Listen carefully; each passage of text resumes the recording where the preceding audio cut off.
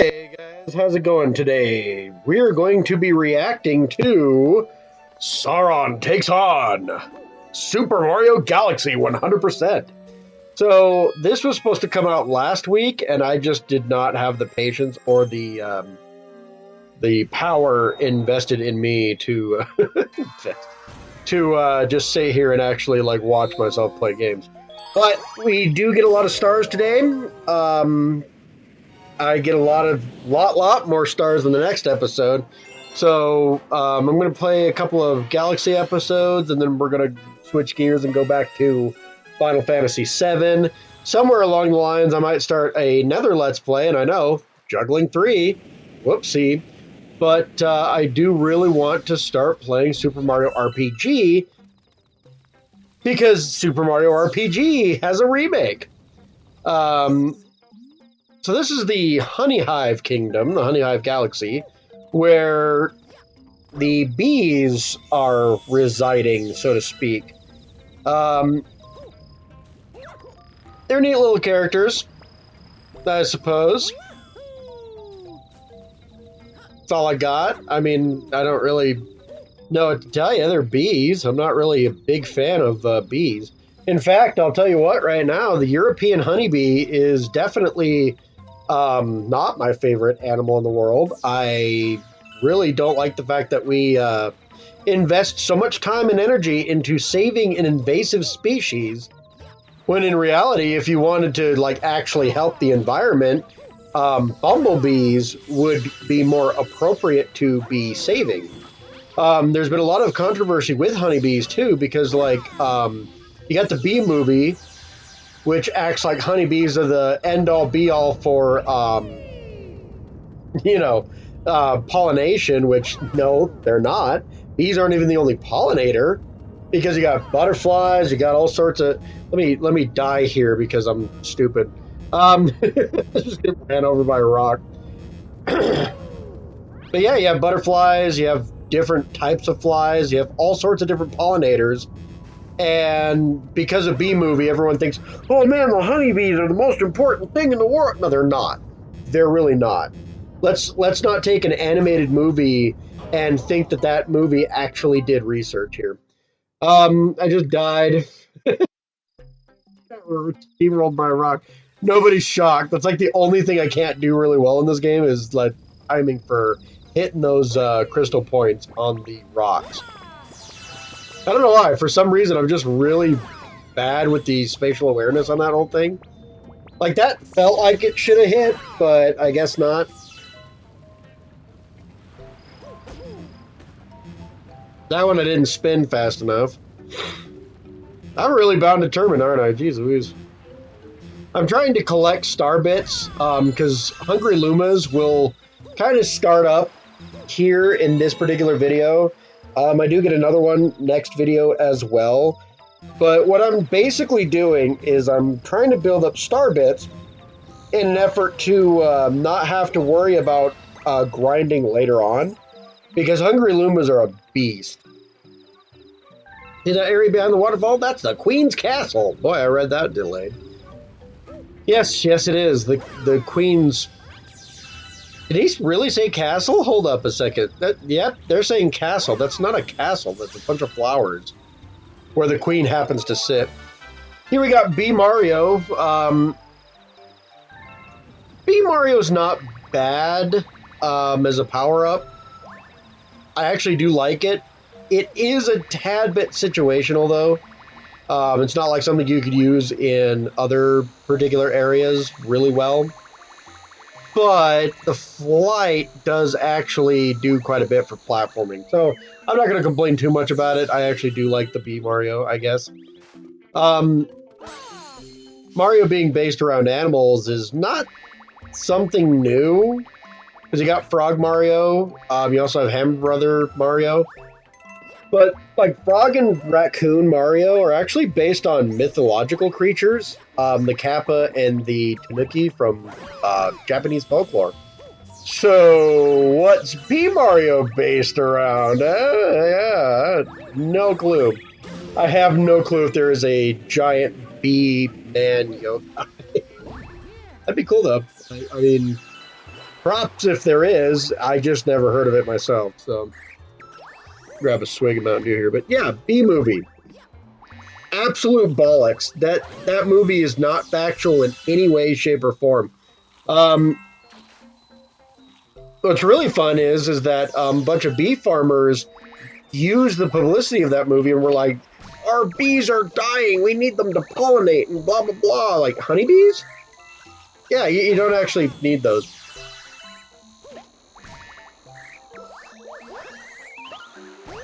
Oh, sorry, getting a swig of my Mountain Dew here. But yeah, European honeybees are not naturally not natural to the United States.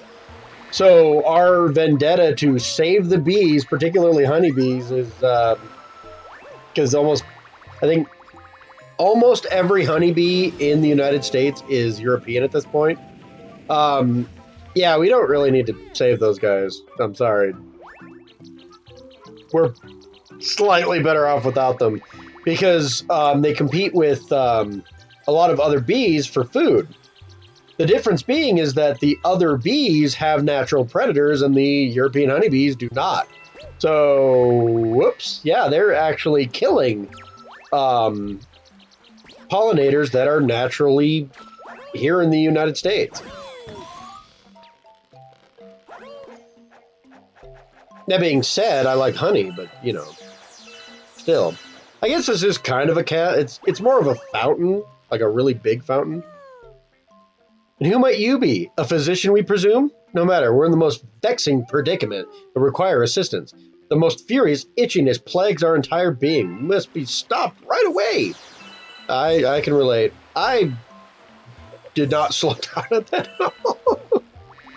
Basically, she's itchy because she has all of these pieces on her fur, so to speak. Which that fur texture is definitely grainy. My thanks. You have shown much bravery, newbie. We trust that you may rely on you in the future. Is it awkward to anybody else that Mario's just, like, rubbing himself all over the queen bee here? I like how her stinger, I didn't notice this beforehand. In fact, this is the first time I'm noticing it.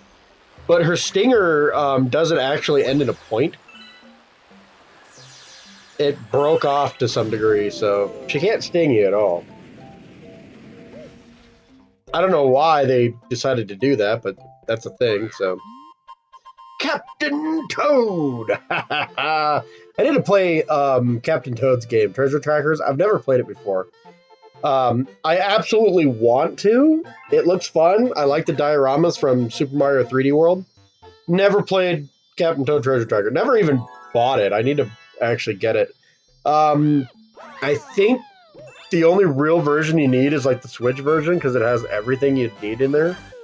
They had a version for Wii U and then a 3DS version, which was kind of redundant, to my knowledge, but I think the 3DS added a couple new levels, and then the Switch version is just the Wii U version with the added levels from the 3DS version, all upscaled for better graphics, so. Mario. Your name is Mario, isn't it? That is what I heard from your friends who just arrived. Mario. It has such a nice ring to it. Your friends are waiting for you in the garage. I think they want to tell you something, so you'd best hurry over there. I do, and they have really nothing of any worth to tell me, so that's fun. They're like, we're building a ship, and I'm like, cool.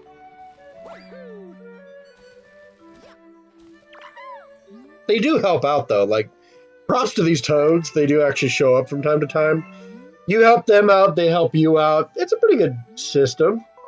Male Toad keeps giving you 5 1-ups. I don't know why.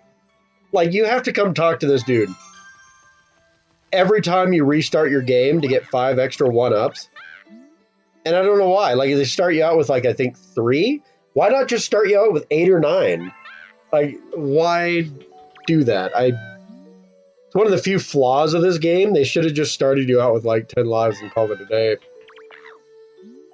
Or at least 8, you know, since you can go get 5 1-ups every single time you start the game out. I was talking about who's Rosalina, you know, all this The game doesn't really answer that, but it kind of does. It gives you her backstory, which is unique. I'll give it that. Probably the most, well, not most, the best backstory in Mario, so to speak. It's great. Let's see here. I'm going to turn up my volume just a tad bit here because I'm kind of mumbling here, I guess, man. Let's see if I can kind of face the microphone a bit better here. Yeah, I guess that works out. Okay. Back to Trouble on the Tower. None of these stars are particularly hard, by the way. We're in the first area of the game, so this is supposed to be like an easier, like, area. There's a bit of sequence breaking you can do, but it's not, like, the greatest thing ever. Like, if you know what you're doing, you can absolutely skip a lot of this. But, I don't know. I didn't really find a whole lot of reason to do that. I noticed my video just skipped a frame there.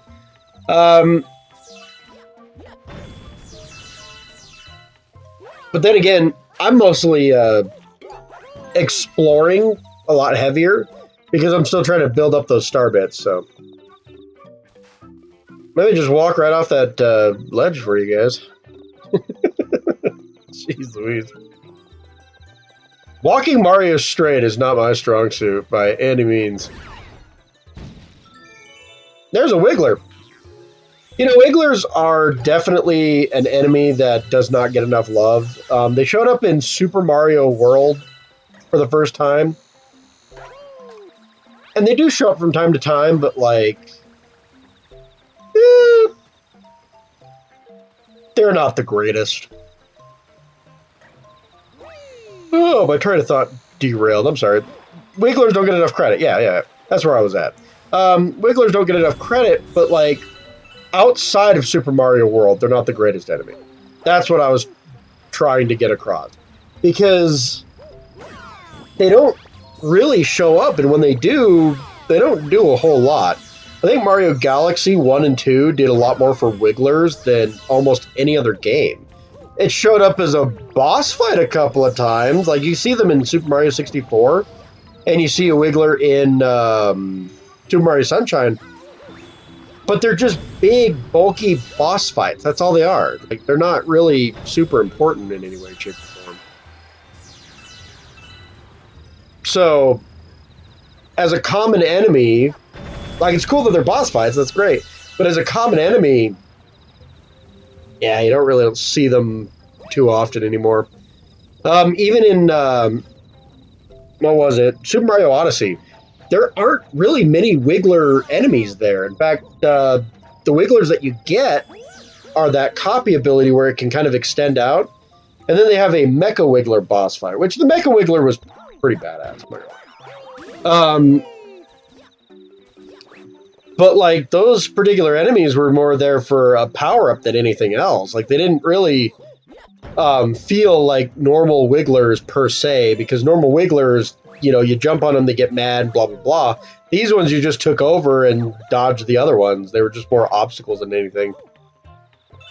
Which, I guess you could say Wigglers were more obstacles than actual enemies in a lot of the 3D games, but meh. They do show up in some of the new Super Mario Brothers games. Which ones I couldn't tell you because they all kind of feel alike.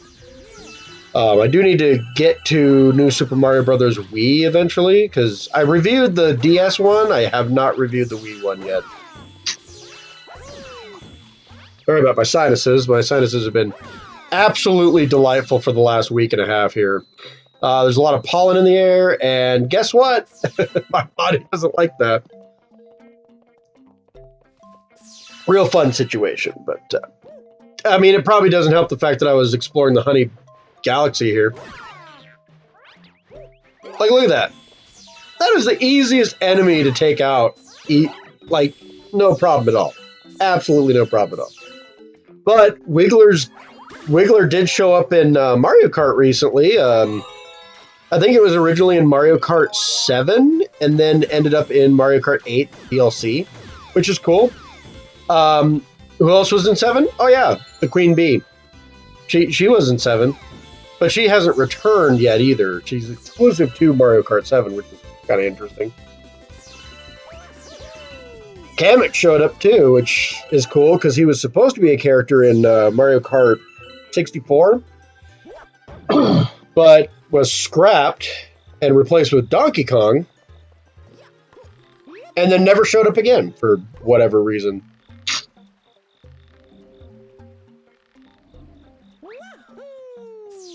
I'm not super big into Mario Kart, I guess you could say.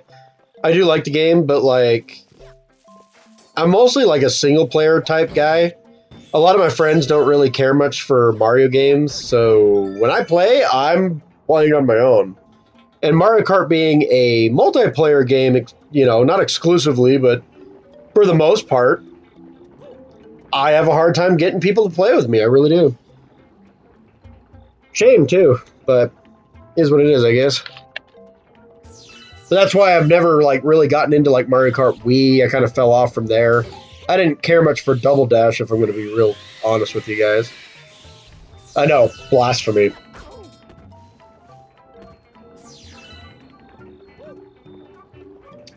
I just fell off that tower. Jeez Louise. That bug got me. Hardest boss in the game. Man, look at this guy. Easily the hardest boss fight in the game here.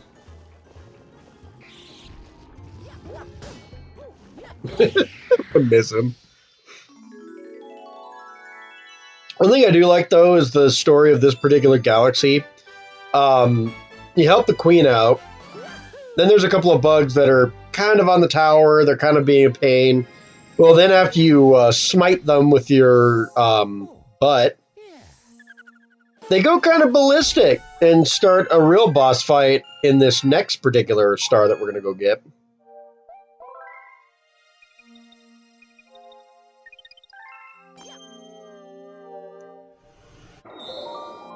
One thing I like about Galaxy, though, I know it's like more linear than, say, Super Mario Sunshine or Mario 64, but like Mario 64, you don't have to collect every star.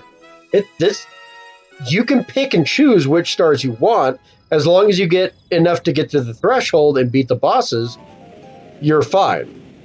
It's not like Sunshine where you have to go to Mission 3 and every of the main galaxies and all the one-star galaxies. Oh man, you don't even have to play them.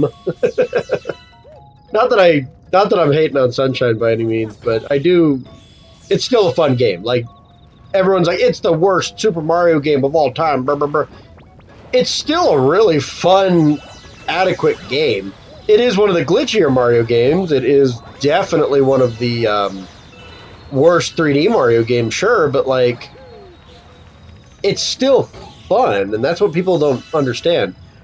I just don't recommend 100%ing the game. Like, if you're going to play it, play through Mission 7 of each area, and then call it a day. Because that's all you really need.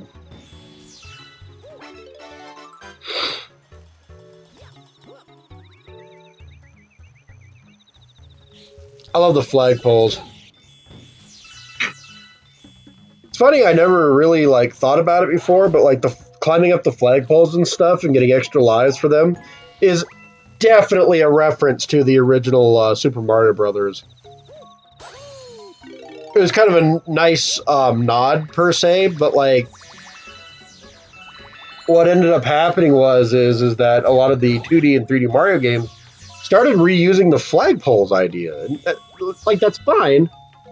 I don't mind the flagpole as an end goal, but like, you have Super Mario Brothers 3.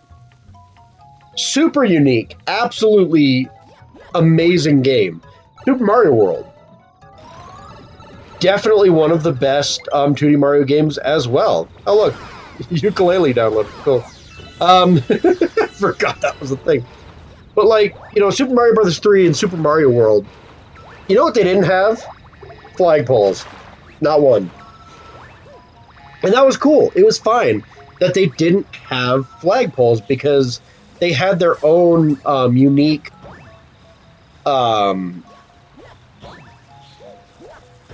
what am I trying to say? End stage thing going on.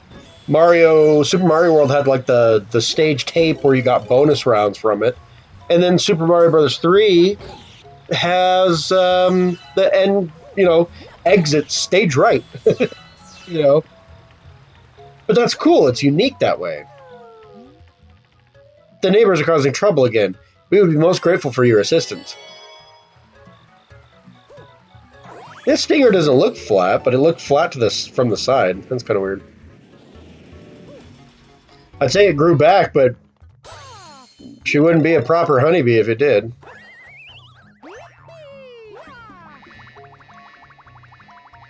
I forget you have to fly on this part every time I replay this.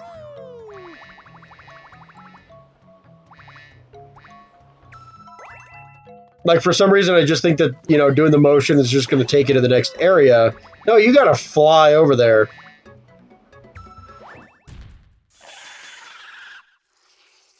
Then this thing shows up. Probably one of the most forgettable boss fights from this entire game.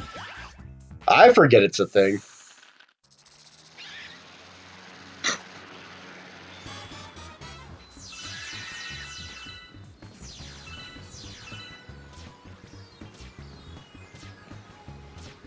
I will say, though, like, boss fight-wise, this is definitely a step up from Super Mario 64. I will say it's probably a step up from Sunshine, too, because, like, the boss fights in Sunshine, when they were unique, they were really good. But there was a lot of times when you had to refight the same boss. Like, for example, Gooper Blooper. That was a good fight. Probably should have been the first fight because it's super easy compared to, like, Petey Piranha. But that wasn't a bad fight by any means. But then, like, how many times do you have to fight Gooper Blooper in that particular game? The answer is 3. 3 different times. That's a bit much. Petey Piranha, at least his two unique, his two boss fights are unique to each other. The Goopy Piranha Plant. Holy crud. That thing's really annoying. You have to fight that, let's see, 1, 2, 3, 5 different times? Jeez Louise. That's a bit much. Shadow Mario. You have to fight him, how many stages are there? Anyway. It was a lot. It was a bit much. But then you have really unique boss fights. I mentioned Wiggler earlier, Ely Mouth. Was pretty cool. You have, let me beatbox while I'm trying to remember. Mecha Bowser was really cool.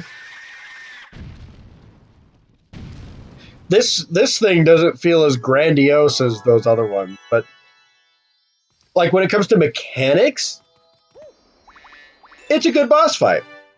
And for the most part, you don't really fight him again. I think you see him like maybe one more time. And when you do, he has some, unique skills to him.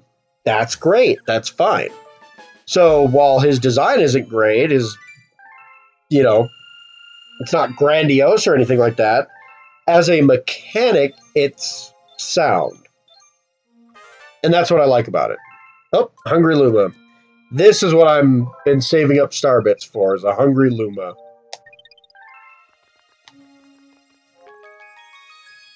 We're also probably going to get comets relatively soon. I think those show up here too. Hey, you! Yeah, you! Got any tasty star bits? If you feed me a bunch of star bits, I'll burst with snacky happiness and transform! So this isn't our first encounter with a Hungry Luma, but every, area, you have the, every dome, I should say. Every dome that has, a bunch of levels to it in the hub ends up with a Hungry Luma outside of it.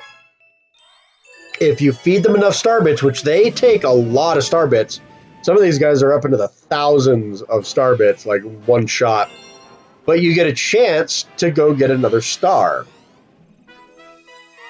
Ironically, these are some of the harder levels in the game, for sure, but it's a chance to get another star.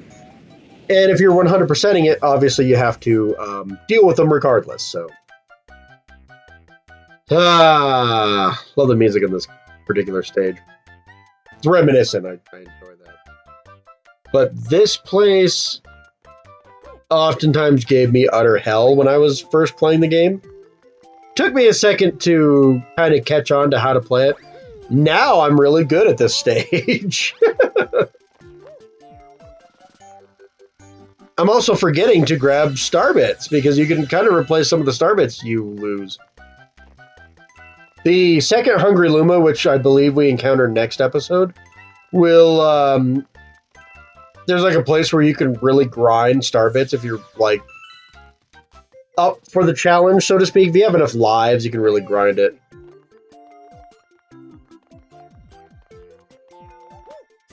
But with how many I've gotten so far, I shouldn't have to grind anymore. But there might be a point in time when a Luma kind of takes me off guard, so to speak.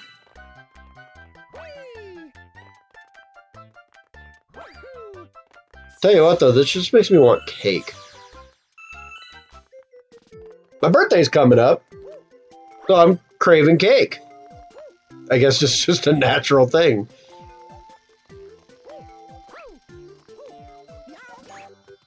Got it. All right. That looks like mint frosting. I don't know if mint frosting would be, like, tasty to me. But the strawberry, or actually that looked like raspberry. The raspberry-looking frosting. Ooh, that'd be tasty. There we go, our first Hungry Luma challenge. I'm not gonna lie, if you like a challenge, those are kind of fun. I wouldn't say that's like super hard, but you definitely have to be because like I said, that particular star gave me some crap when I first played it. So you definitely have to kind of be on the up and up to actually handle the Hungry Luma ones. Which isn't a bad thing by any means. It's actually really good that they have some more harder challenges, you know? I also unlocked enough stars to get to the last galaxy in this particular area, which is Bowser's reactor. But I'm going to go after some of the side stuff like Loop-de-Loop Galaxy. Now, the motion control stuff in this particular game gives people a lot of headache. I know damn good and well, Surfing 101, people hate this star in particular. There's like a harder version of it later on down the road, but like, people don't even like this one.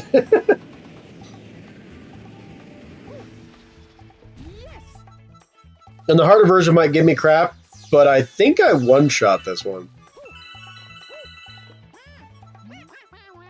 Are you a surfer too? Yeah, sure. Cowabunga. Oh, it was your first time race surfing, right? Well, then let me show you the ropes. I mean, I've surfed on bloopers, if that counts for anything.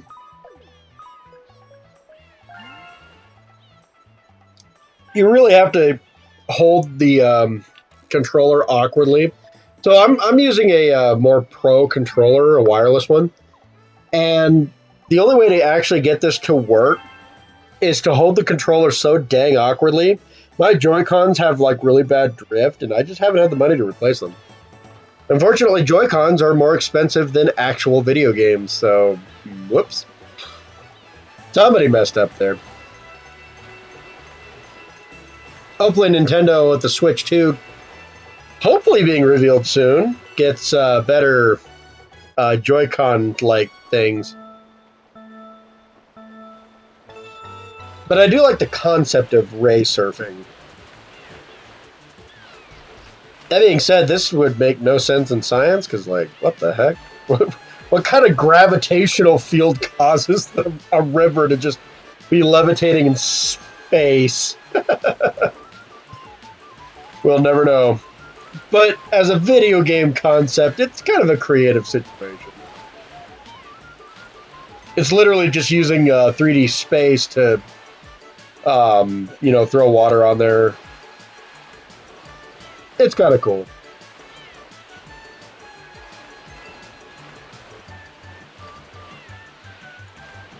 Maybe like a little subliminal. That the word? Anyway. Kind of back room-ish. Could you imagine like ending up in like the back room of video games? That's where this is. Just a river of salt water floating around the cosmos for no particular reason.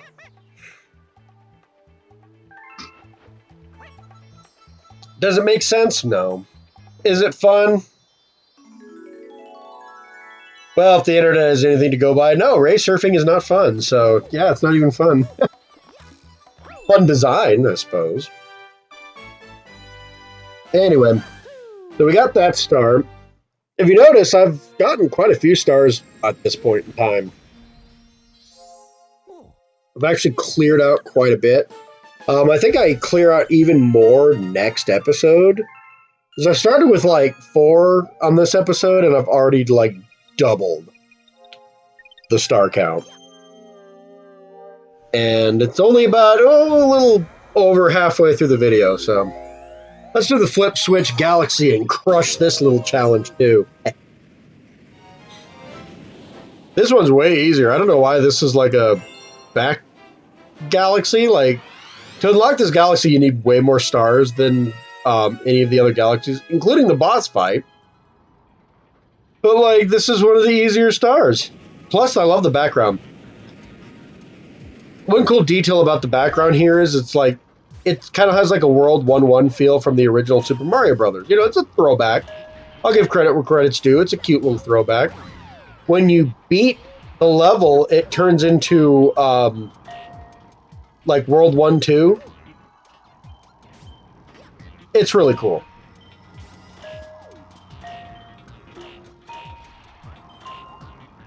And then I'm just going to use that and that.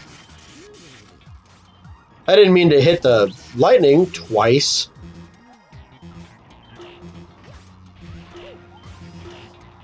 But it is what it is. Can't hit it again, though. Well, there's a coin over here, so I probably could have, but I don't use the coin, I notice. I think realistically, you're supposed to use the platform over there as your go-to. So you're supposed to jump on the spiky platform. But if you notice, I kind of found a loophole in this whole thing. It just kind of cheesed up the whole situation. Now look at that. There it is. The backdrop turns into World 1-2. That's awesome, in my opinion. World 1-2 is also a playable Smash Brothers stage in the Wii. So I guess it kind of makes sense that they would like reference that. For some reason, never showed up in the Wii, or no, Ultimate. Never showed up in Ultimate. It's just the World 1-1, because that's playable in Smash Brothers for the Wii as well, which is Brawl, I want to say. But yeah, World 1-2 never showed back up. Kind of disappointing, because I like World 1-2 as a fighting stage a lot more. If nothing else, than to just irritate my friends.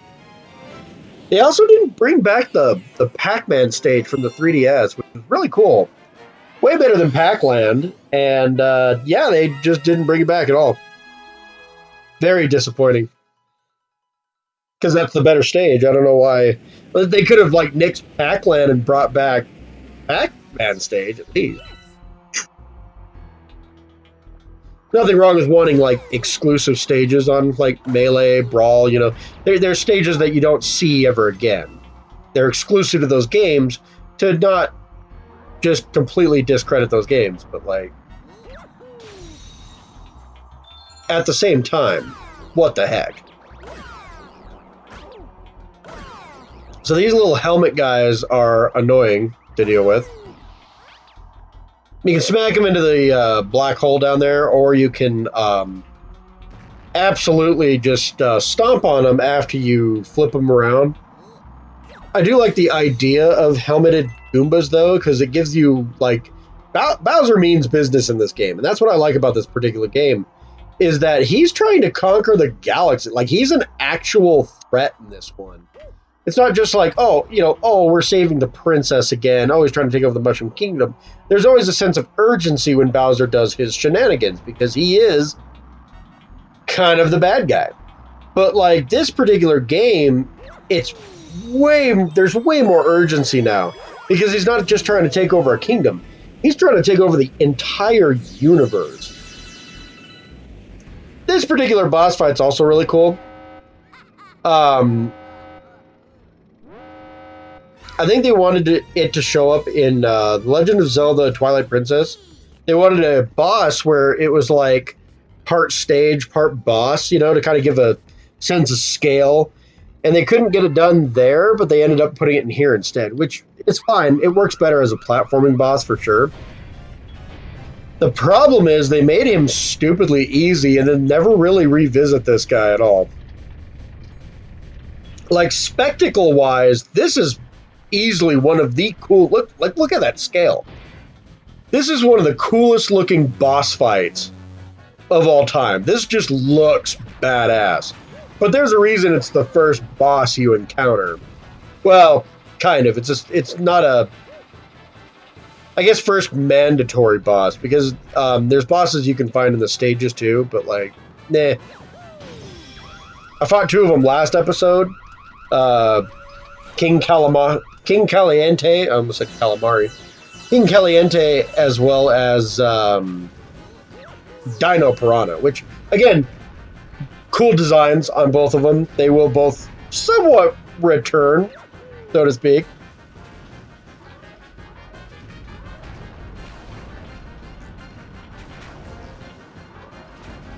The only thing you really got to do here is dodge bullet bills. That's it. It didn't even throw you off. Like, what they should have done was have the whole thing shake and throw you off entirely.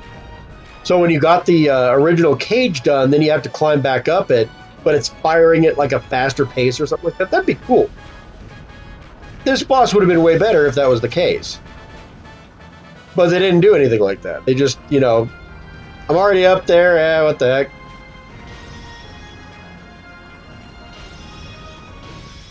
Bam, got him. And that's it. The biggest boss fight you've ever fought in a Mario Brothers game, and he was that easy to beat. They never revisit this kind of thing again. Oh, what a shame. But there's the Grand Star. Sort of like Grandpa, but instead, you know, of Pa, it's a star. Unless your Pa is a star, in which case you might be Rosalina in disguise. But no, we need these to open up the rest of the observatory. It doesn't matter how many smaller stars you get. You can never open up like some of the other observatory areas unless you get the Grand Stars. So the Power Stars are actually a smaller power source than the Grand Stars are.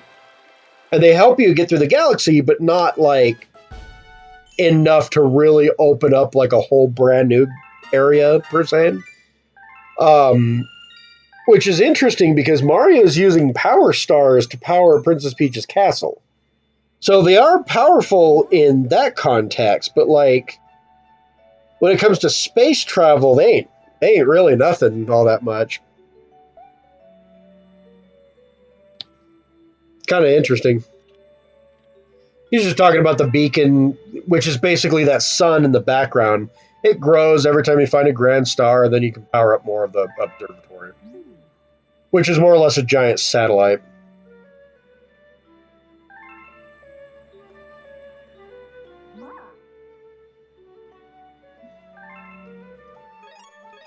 The interesting thing here is that it's called the Fountain. It's really quite relaxing. Like, if you had enough food, this wouldn't be a bad place to live. You just kind of have, like, a circular place like that. All right, Uno's done downloading. Oh, man, Uno. Not Uno. Sauron, what are you doing here? Well, I downloaded Uno. So, at the moment, we've basically finished everything we could in the terrace right here. And we now need to move over to the fountain, which, again, allows us to travel to different planets, blah, blah, blah. We took out the enemy base. There's more than just enemy bases, though. and you'll see that in the next episode, but like, there's a couple of galaxies that are just like battle galaxies. And it's like, okay, this is clearly a military base that Bowser set up. That 12 right there is where that is. Oh, excuse me. But I decided to go with the Rolling Galaxy real quick. I'm like, I got time for one more. Let's go. I think I actually do 2 more stars before we're all said and done. Rolling in the Clouds. People don't like these ones either. This one isn't as hard as like the other one though. Like, this is like baby's first. Hey, you're balancing on this thing. I cannot fathom how I'm going to deal with some of the motion controls in some of the harder situations, because like these motion control like mini games that you got to play to get stars, they weren't super great in the original game. But I'll tell you what, I got them to work pretty well. I did manage to beat them fairly okay-ish. Didn't pull out a lot of hair compared to a lot of people apparently, but like, holy crud, this is so awkward to deal with in on a controller. Like the way you gotta hold the controller is super awkward with this, so it's fun. This is pretty easy. It just smashes Goombas. I don't know. Just, you know, this one's kind of fun for me. Because again, you don't get the harder ones until way later. I do some of the harder routes here though, because like there are some definite hard routes that you can take for extra star bits. Of course I go after those. Why wouldn't I? I don't go after that life over there though, because I'm not a complete psychopath.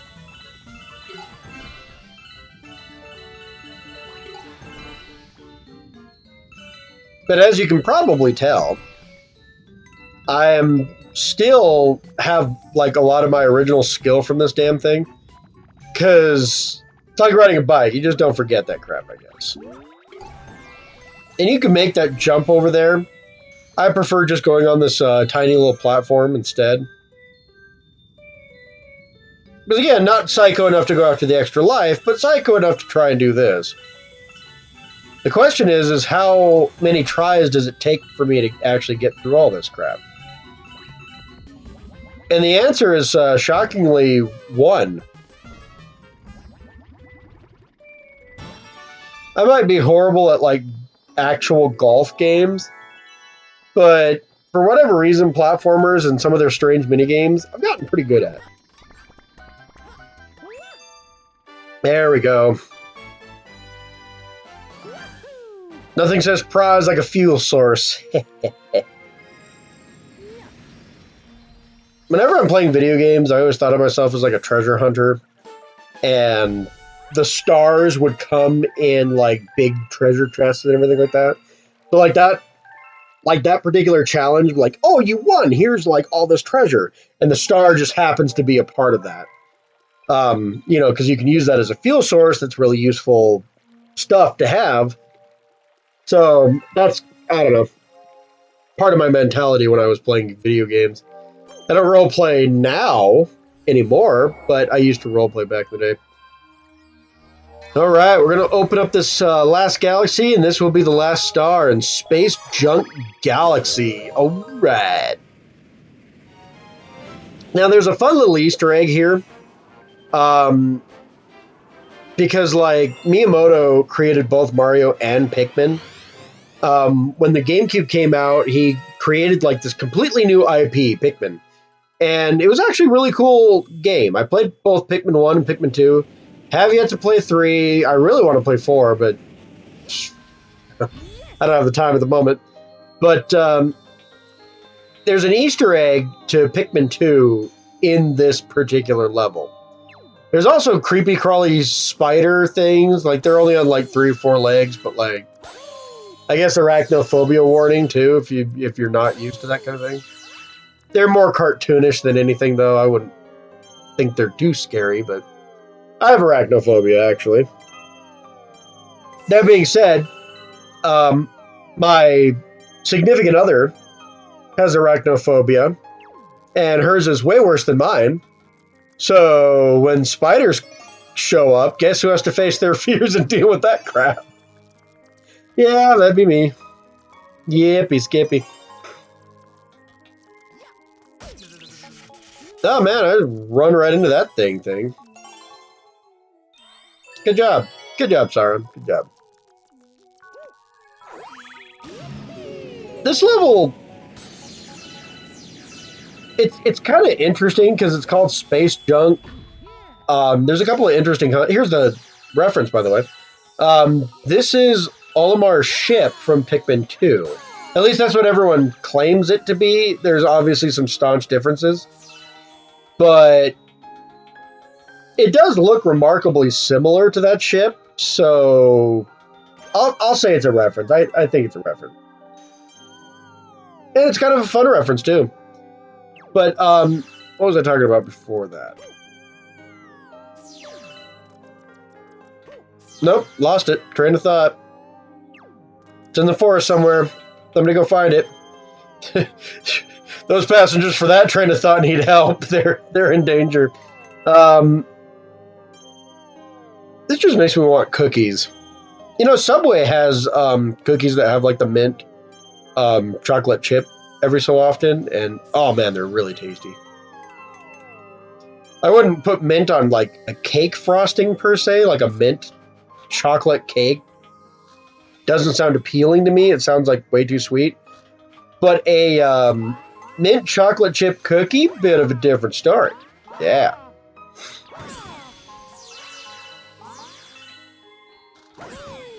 It is weird to see this game in HD, though. Like, Sunshine still holds up today. I'd say Galaxy still holds up, too. It looks pretty good, but, like, some of the textures, you could tell the Wii was really stressed out in this particular scenario. Like, they had more room to do graphics, but what they did was they made bigger, more sprawling levels and had the gravity mechanic. But in reality, like, graphically, the Wii was... Some of these textures are a tad bit rough in HD, let's just say that. Not that I'm, like, big on graphics by any means, because I grew up with the NES, the SNES, things like that. My preferred graphics are actually 16 to 32-bit side-scrollers. You know, like pixel art, sprites. I like those kinds of things, rather than 3D graphics. But that doesn't mean I won't play, like, 3D games by any means. Don't get me wrong. Like, I played Spider-Man. Spider-Man looked amazing, so...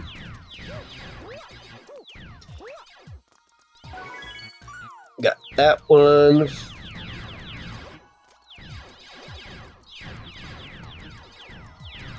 I forget where the comets come in at. Did we do a comet the last episode? Is that what happened? Because I swear, like, when I started next episode, I already had one of the comets done. Maybe it's right after this. This might not be the last star. Who knows? I'm not watching the particular timeline of the video itself, so... Got them silver stars. I might have to do a Let's Play of Super Mario on the DS, Mario 64 DS. It's pretty fun, honestly. I did one on Super Mario 64. Mario 64 DS is basically a remake of that. But there's a lot of different concepts because, like, some things wouldn't work on the 3DS, whereas other things they, you know, wanted to pad out a little bit more, put a little extra content in there. It's pretty good, and Mario 64 DS doesn't get enough recognition, I don't think. Now, does it, you know, completely replace the original Mario 64?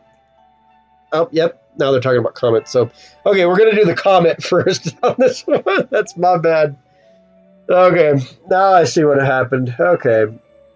I thought that was my last star, but apparently not. That's what I get for not paying attention. But no, Super Mario 64 DS is completely underrated. Again, doesn't completely replace Mario 64. but as a remake on the DS, it's still pretty damn good. The control scheme is like the worst part of it, but it's still manageable. Like, I'd still say it's a manageable game. It's just not as fun to control on as like the original Super Mario 64 without the joystick. There's workarounds, of course, but they're not as good as like the actual like game that's developed for a joystick. You know, like there's some awkwardness to it. Even if you map it to a joystick, there's still awkwardness. So, but Mario 64 wasn't a good D-pad game either. So I think this is a speed run comment. Each comment, each big world, I guess you could say, like the bigger galaxies that have like more than one star, each one of them has two distinct comets that you're going to have to go through if you're wanting to 100% a game. One won't show up until after we've defeated Bowser. The other one will show up whenever the hell it wants to. It's great. But I mean, even the one that shows up after we've defeated Bowser, it still shows up whenever the hell it wants to. But I'm going to get as many stars as I can before we take on Bowser, even though we have to beat Bowser at least once before we can 100% the game. Just because it kind of, you know, helps me keep things clear, I guess you could say. Well, that hurt. There we go. Got that piranha plant. I remember when piranha plants were like a big deal and they were like near indestructible unless you had like a fire flower. Boy, these 3D games, they sure made piranha plants less and less dangerous, didn't they? Like, honestly, like, Super Mario 64 had more dangerous piranha plants than this game did. Don't get me wrong, then you got things like this where, yeah, that's absolutely more dangerous. But not by much, by any means. But then, like, the 2D games, you couldn't even touch them. Like, you had to have a power-up specifically to defeat those dang things. And then, like, 3 introduced them spitting fire. Like, oh, that's great.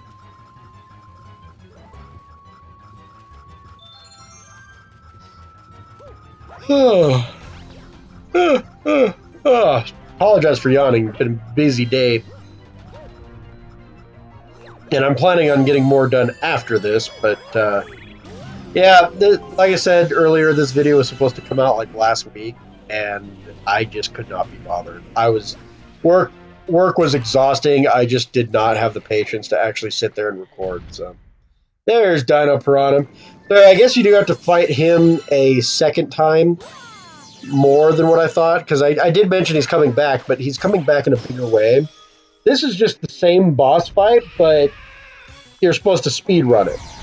The thing is that the time limit is incredibly forgiving, so as long as you don't like mess around too much, it's not hard to still herb stomp this time relatively quickly. I love his design though. I kind of wish Dino Piranha would come back. Don't get me wrong.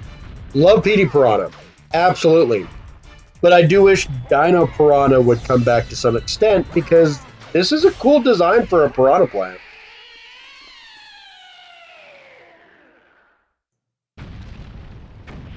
I get that Petey Piranha is more usable in that regard, but it is what it is.